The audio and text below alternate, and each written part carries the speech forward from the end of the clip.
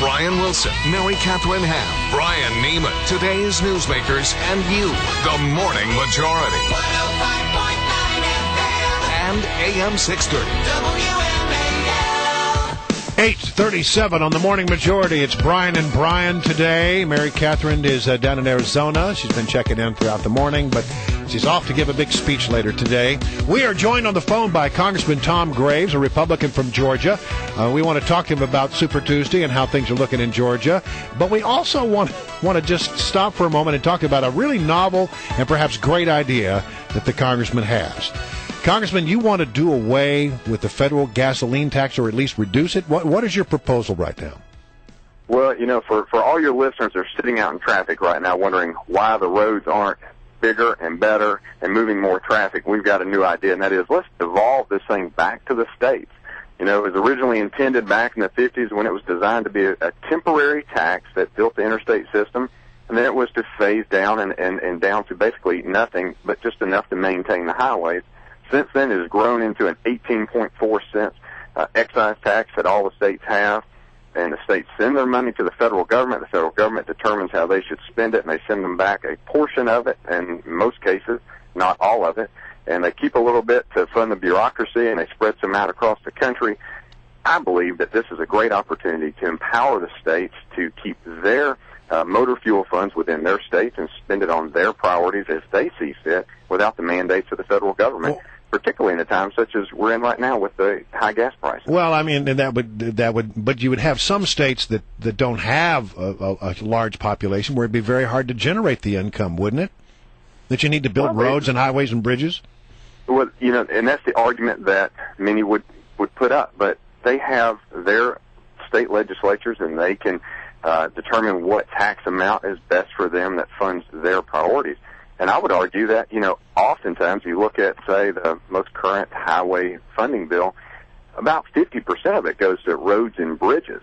One has to ask, well, what does the other 50% go to? And why couldn't the states determine how they want to spend 100% of it? Why do they have to wait on the dictates and the mandates from the federal government to tell them how? So for those states with lesser populations, they have the opportunity to determine their own destiny and charge their own excise tax and spend it on their own priorities. I think it empowers them. Well, I think that's a wonderful idea. It makes a lot of sense. That means it's probably doomed, isn't it? Yeah, reason and common sense seem to not be successful in Washington, but we're not giving up on that. Seriously, what kind of chances do you think you have to get that? Well, we have a lot of support growing on this, and for many different reasons. I think everybody's just frustrated with Washington and the debt, the deficit, and Washington determining where money goes. And when you're dealing with the reauthorization that's coming up, and it's a 20th century problem, why don't we come up with a 21st century solution? And let's, so you're getting some traction with that. And with 28 states as donor states, that means that 28 states out there are sending money to the federal government from motor fuel funds from at the gas pump and not getting it all back.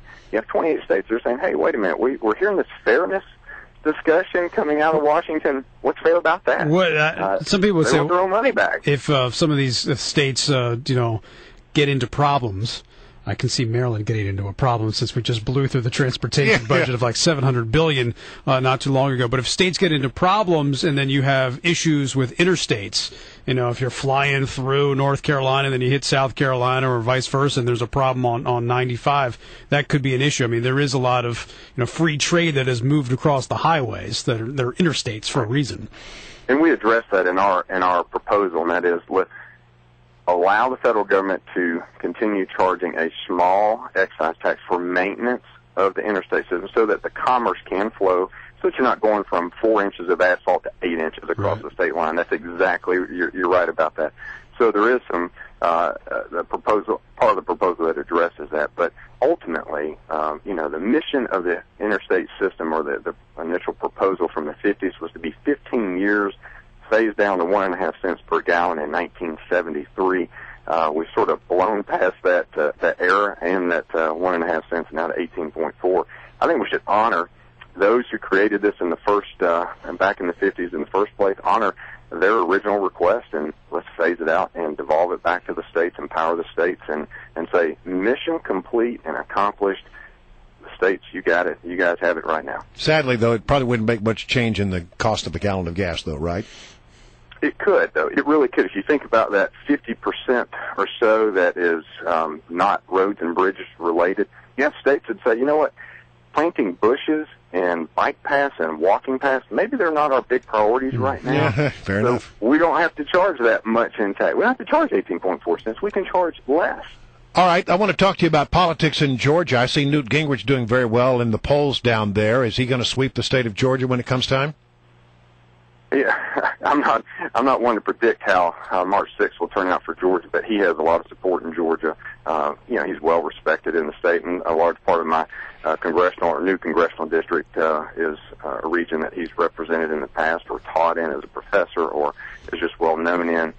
So there's a lot of support in North Georgia for the speaker, but there's a lot of support for all the candidates, quite frankly. I must say that each of them has a lot to offer, and they all have a lot of great ideas and positions, and that's more likely, quite frankly, why no one has just run away with this, but it's changed, and there's been, I guess, different national leaders in the polls, but because there's a lot of good ideas, and all the candidates have great things to offer. Who are you lining up behind? Have you made a decision on that?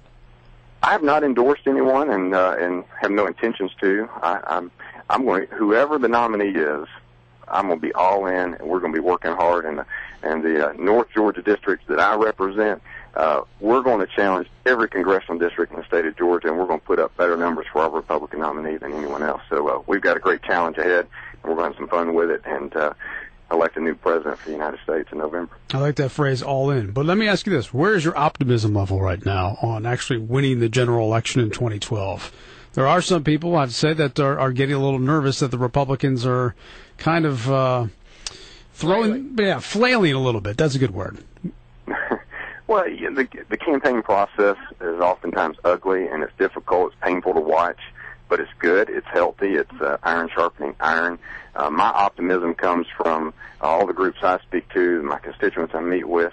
They're fired up. There's something stirring in America and in the spirit of Americans right now that's an undercurrent that I'm not sure that the mainstream media is really seeing, but there is something stirring that come November of this year, I believe it is going to have a tremendous impact on the future of our country. So I'm optimistic because I believe in the American people, and they have they're going to choose the next destiny for our nation, and I know it's going to be a destiny of opportunity and prosperity. So it's got me all fired up. All right, Congressman Graves, great to have you on. Thanks very much.